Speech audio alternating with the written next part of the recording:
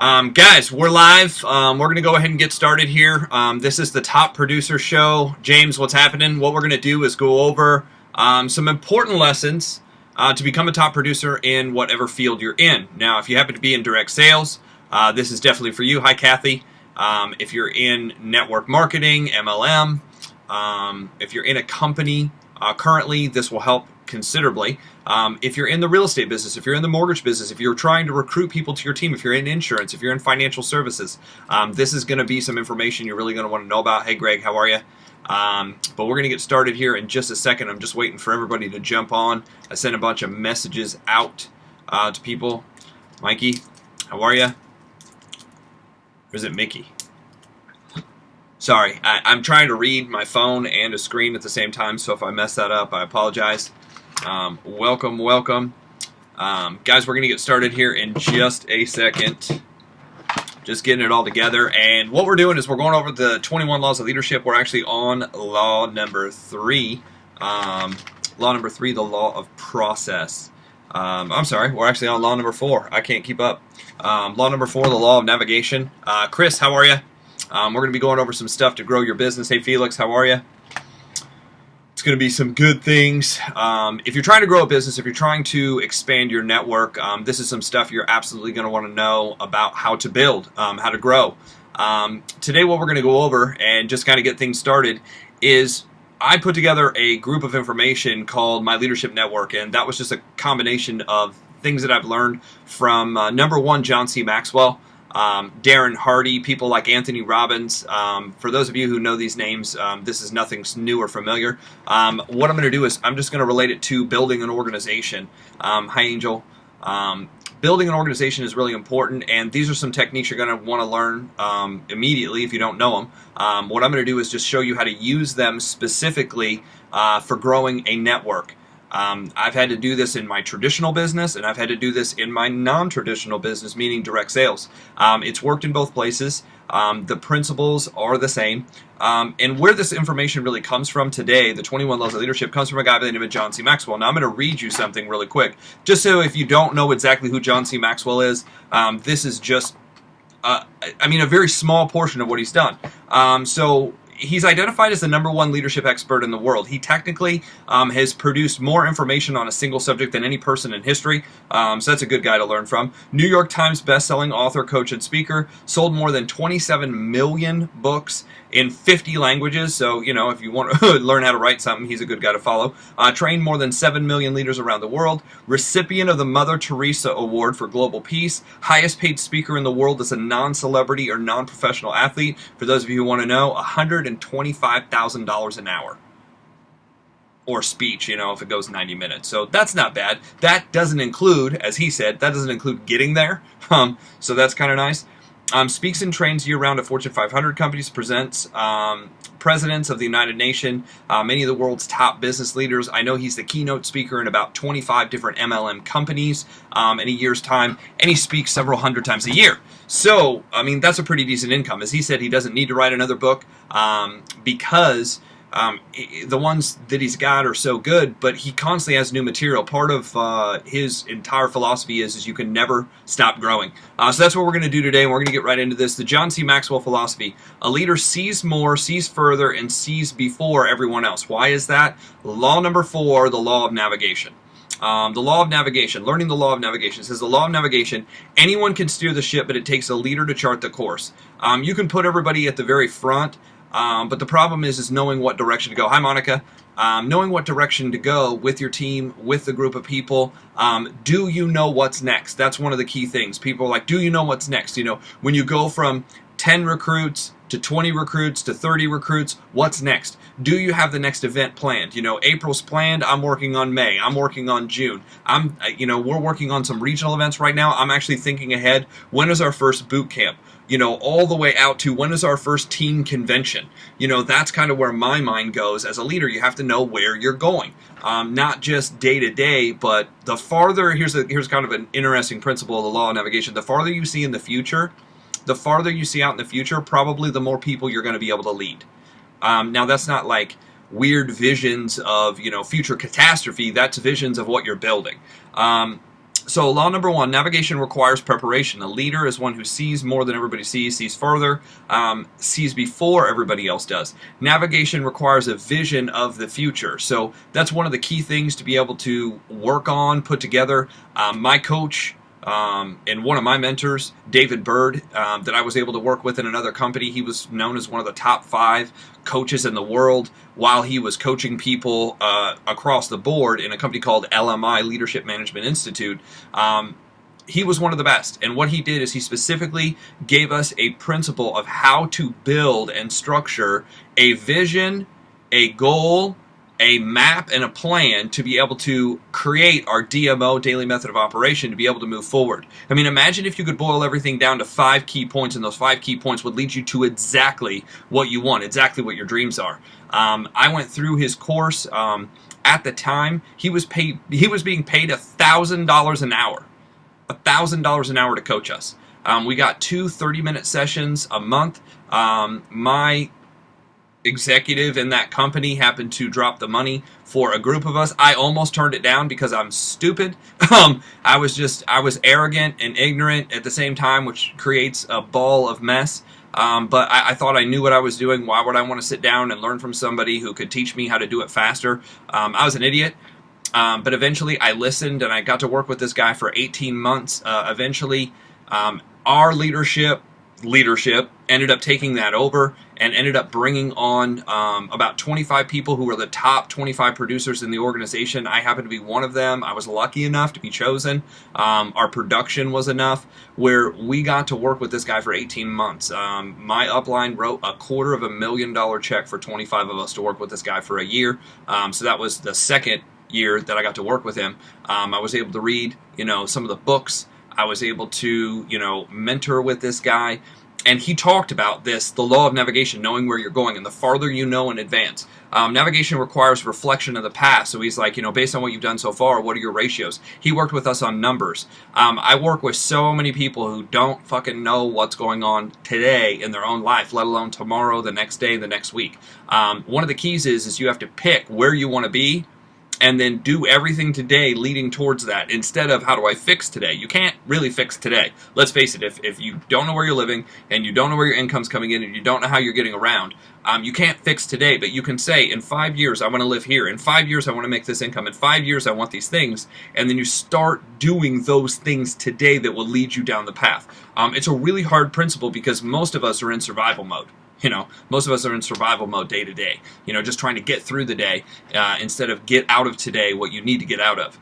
Planning ahead. So living the law of navigation. Here's some tips on how to live this. Leading influence requires continuous preparation, basically meaning you have to chart your course and then look at your course and then chart your course and then look at your course and then chart your course again and again and again. If you don't know where you're going, you can't readjust the course. You just basically every day survive. And survival, here's the thing, if you want to build an organization, survival is not going to lead you to where you want to go. You got to plan it out better than that. So follow this acronym, plan ahead. P, predetermined course of action. Where are you going? We do this through, and I'll just tell you the process. It starts out with 100, actually, let's start at the bottom, foundation. 100 dreams list. Hi, Rashad. 100 dreams list. Now, what is the 100 dreams list? The 100 dreams list is just basically 100 dreams that you'd like to accomplish in your lifetime. I mean, it might take you to the day you pass away.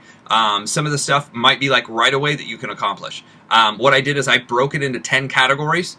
And there's a top 10 list for each one of the 10 categories. That creates the top 100 dreams list of everything you'd ever want to create in your life. You take that list and narrow it down, basically the things you want to accomplish in the first 5 years, and that's what creates your 5-year vision. So in our workshop, we create a 5-year vision of where you want to go. From your 5-year vision of where you want to go, then we narrow it down to a goal for the year. What would be the goal for the year that will lead you to the 5-year vision, that will lead you to your dreams? So this is an absolute map to getting what you want. And David Bird, who taught us, the majority of this, at least the framework, I've added things from other trainers and speakers that I've learned to make it easier to accomplish what he taught us to do. But you go from the goal for the year, and then the next level up is you have to have a plan for the month. So what is the plan for the month that will lead you to the goals for the year, that will lead you to the 5-year vision that you have for yourself, that will lead you to accomplishing your dreams? How do you go from there? Hi, Carrie.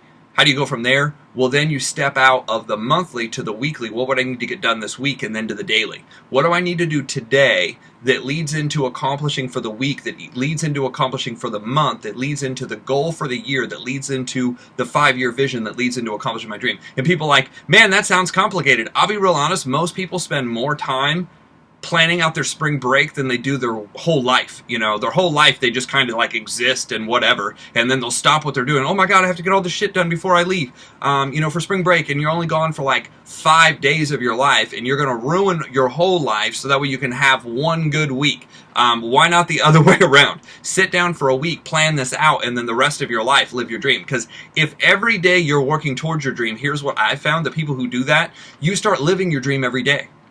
Every day you're working towards it, so that means every single action that you're taking, at least 50% of your actions, are leading towards the things you really want. So predetermined. Lay out your goals. Adjust your priorities. Now, adjusting your priorities means if you're doing a bunch of dumb shit right now that's not making you money, that's not leading you in the direction, that's taking you off course, you're having conversations with people who really aren't helping you get to where you want to go. In fact, in some cases, these are the people who are taking you off track. These are the people who are telling you can't do it. These are the people who are confusing the crap out of you. You might need to cut down some relationships sometime. I was told you might need to take an hour for some people down to a minute. You may need to take a minute to 30 seconds. You might need to take a day you spend with somebody and see them once a year instead. I mean, that's just reality. It's just how it is. The book Think and Grow Rich, hi Chad, it says that in the book Think and Grow Rich, more people will not accomplish their dreams because of friends, family, and acquaintances than any other reason. Any other reason. It's not money, it's not time, it's not you having the right things to do or knowing the right things. It's basically the people around you who knock you down will stop you from getting to where you want to go. So here's what I do. I just stop fucking hanging out with everybody. I mean, if you're not going in the direction, if you're not helping, if you're not part of the plan, that's why I don't answer the phone anymore. You know, that's why I don't talk to certain people. People are like, man, you just never get back to me. That's a clue, you know. Be positive. Support people. If you're putting a bunch of garbage and shit on your Facebook page about how bad the world is and how everybody's going to fall apart, that's the reason. Notify key personnel. What that means is notify the people you want to help you. You know, I reached out and called some of the biggest people in the industry and I said, look, I'm building again. I want your help. I want your support. Hi, Tina. When I want your help and your support, that's what, you know, I do. Is that the book? Yeah, it's the book by Napoleon Hill, Think and Grow Rich, Monica. Hi, Tina. So, notify key personnel. Allow time for acceptance. Here's the thing. Most people are not going to accept the fact that you're running towards a dream right away. In fact, some people, it might take a week. Some people might take a month. Some people might take a year. Some people won't believe you when you're standing in the new yard of the new house that you bought. They still don't believe it. They're like, oh, somebody probably gave you that. I know I'm going to have some smart-ass person from Facebook be like, oh, the company probably gave you that because you're just such a good speaker or some horse shit like that. That's why I'm documenting so much of what we're doing online, because I'll be like, well, you can look back at my newsfeed and know that that's bullshit, because you can actually see all the presentations I did day after day, week after week, month after month, year after year, to get to where I'm going. It's pretty visible. And I have people reaching out. Hey, Charles. I have people reaching out to me because they see so much activity online. I had one guy, he's like, what the hell are you doing? All of a sudden your newsfeed is just blowing up with stuff, and I'm kind of seeing it consistently. And I'm like, well, that's because I'm moving. Facebook actually can tell not only when you're producing enough material, but when people are liking it and sharing it, all of a sudden you rise in the algorithm to be noticed more. So the fact that people are reaching out to me, I know what we're doing is working. So allow time for acceptance of that. Head into action. That's the one biggest thing. A lot of people plan, a lot of people talk, a lot of people worry, a lot of people stay up late, you know, a lot of people read personal development, but it really comes down to actually physically doing the work. Actually physically doing the work. I mean, the same thing is true with weight loss. People, you know, will sometimes talk to me about going to the gym. They're like, you know, I've thought about going to the gym, and I've read some books on going to the gym, and, you know, this, that, and that thing. Some of one, me and my house got to move. That was me. Yeah, I mean, that was me too. I thought about it all the time. When I first wanted to build something, I thought about it all the time. And that's what it takes in the beginning is here's the biggest thing, you have to convince yourself.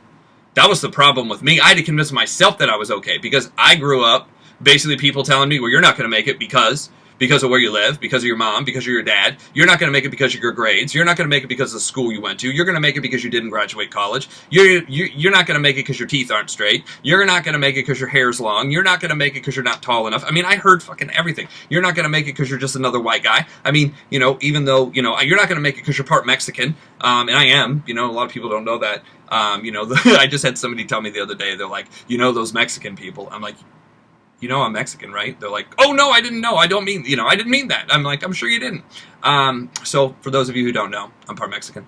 Grandma Carmen Gamble, born in Mexico, which is kind of cool. I got Spanish spoken to me growing up from my grandparents, my great-grandparents. I can hear it, but I just can't say it back. My vocabulary is terrible, so that's one of the things I'm working on. Law of navigation. Head into action. Let's get through the rest of this. E, expect problems. People think, for some reason, that when you get in business, you're not supposed to have any problems. Or when you join a new company, you're not supposed to have any problems. Or when you have a dream, you're not supposed to have any problems. It is the exact opposite. The minute you decide to go do something, the wall starts to build. All these new challenges, these new problems are going to come at you. Well, how do I fit this into my day? Well, how do I have money to get to the meeting? Well, how do I have time to learn this? Well, how do I have time to go? That's all the problems that you have to figure out. How do you build it in? How do you build it in? Part of it's prioritizing, figuring out what works. Hey, Ken, what's up? So expect problems. Always point to success. Always point to success. A good way to do this is, the law of navigation says this is where I'm going, but the DMO, the process is how do you get there? And that's what we talked about the day before. It's basically 3 things that you do every day. Number 1 is you read. You read from basically some kind of book that's helping you get to where you want to go. Number 2 is you listen or watch. This is part, I listen and watch. Last night, who did I listen to? The night before was Frank Abagnale. Last night I was watching Grant Cardone again. He was a good one from 3 nights ago. I've watched that several times. And I was watching Jordan Belfort's story from The Wolf of Wall Street. Actually, I watched some funny stuff first because I like comedy. And then the second thing I watched was just kind of about his sales process, the straight line technique, which is really cool. So always point to success. D, daily review your plan. Daily. Think and Grow Rich says you should have a copy of your goals and you should read them every night and every morning. That way, first thing in the morning, everything you're doing is towards the goal that you have, and at night, all of the thoughts you're having while you're sleeping are basically about getting to where you want to go. Instead of, oh my gosh, what am I going to do about the tire that blew out? What am I going to do about my bent rim? What am I going to do about my sick cat? What am I going to do about my family? What am I going to do about the French fries that are cold? I mean, people have the most ridiculous shit that they worry about. I'm one of them. I used to do that kind of stuff. Now I'm trying to think of who can I contact next? Who do I need to follow up with? Who needs to come onto the team? How do I need to structure this? How do I put it together? Hanging in the bathroom. That's a good one. I mean, hopefully you spend some time in the bathroom for one reason or another. Brush your teeth, comb your hair, do what you need to do. So navigation requires careful reflection of the past. One of the things that I found is I thought I was doing all this shit, but I wasn't tracking it. Until somebody made me track it and actually turn it in, I thought I was on track. And the reality is I was kind of doing it occasionally, but I wasn't doing it like repetitiously. One of the things that I was able to do, and it says, Jim Rohn talks about this. Jim Rohn says, how you do anything is how you do everything. So what I did is I became really, really disciplined about going to the gym and working out. And because I became really disciplined about going to the gym and working out, what that started to do is seep into the other areas of my life. It started to seep into the personal development. It started to seep into the presentations. It started to seep into the welcome calls and helping other people and staying on track of things and, having a messy room. You can see that from behind me. I have stuff everywhere. I got books and an Iron Man mask and the dog from The Life of Pets, which is kind of a funny movie. I got toys up there that I'm supposed to give out. All kinds of stuff. So leading others to the law of navigation. To navigate others, you must be prepared. To navigate others, you have to know where you're going. If you don't know where you're going, it's very hard to lead somebody else in that direction. Know your craft.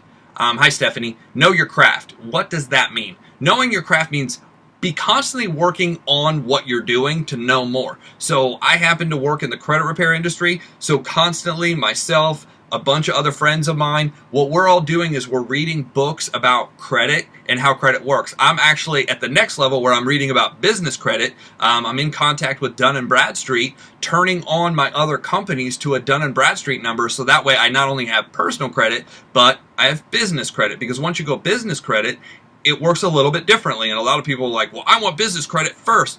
Unfortunately, you have to get your personal credit right first to be able to get business credit. Now, if you get business credit and you can turn your business on and you can get a Dun & Bradstreet number and you can get that going, and then you have cards in your name through Dun & Bradstreet under that number, and you do well enough, now all of a sudden you start qualifying for things like non-secured loans.